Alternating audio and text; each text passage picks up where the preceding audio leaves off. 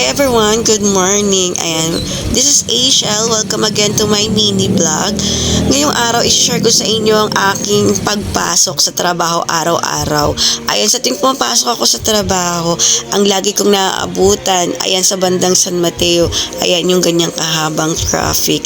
Taga Montalban, Rizal ako, so binaybay ko ang kasagsagan ng traffic mula sa Montalban hanggang San Mateo, Rizal. Kung mapapansin nyo, ayan, talagang pagka nakamotor ka, mas convenient kasi pwede kang sumingit sa mga, ayan, sa mga sasakyan. Ayan, tingnan mo naman ang ginawa ng aking asawa, sumingit sa may enforcer.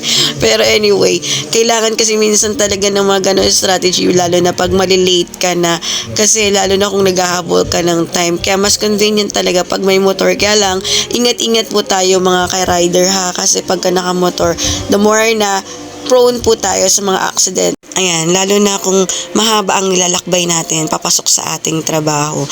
At kailangan talaga natin kumayod para sa ating pamilya. Tignan nyo naman ang aking face. Papasok pa lang, ang haggard na. Huwag nyo nalang pansinin, ganyan na talaga yan.